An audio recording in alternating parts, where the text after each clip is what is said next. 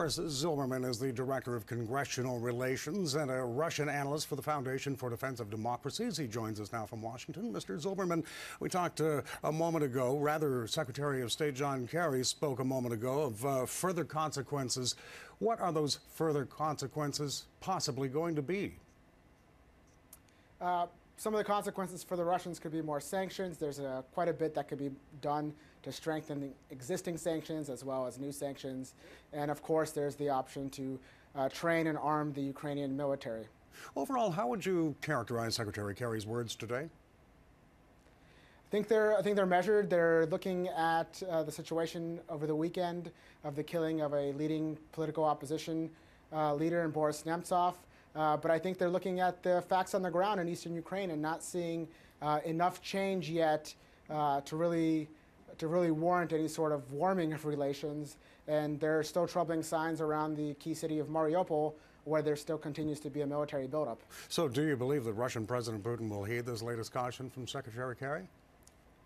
I do not think so, because there's been no really reason for him to change course.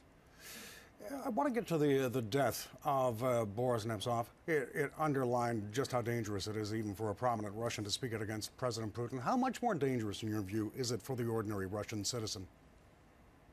I think it's quite dangerous. You saw that the big memorial rally yesterday in his honor only got 50,000 people out there out of a city of 12 million. And Putin has created a real society of fear, a fear society. And I think you see a lot of brave people out there yesterday on the streets, but a lot of people probably stayed home because when a former deputy prime minister, a leading opposition leader, and somebody that was really a potential alternative to Putin, gets gunned down on basically an area, a critical area that is under the watch of the security detail that is also responsible for Putin's safety, it really troubles you about the timing, location, and the target.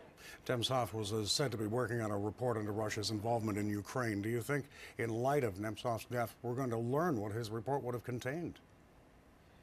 There are reports that the investigators spent over 9 hours in his apartment going through his things, going on his computer. Whatever really hard evidence he had is probably locked up somewhere now and with investigators, and it's unlikely we'll see it. Hopefully somebody else has the same information.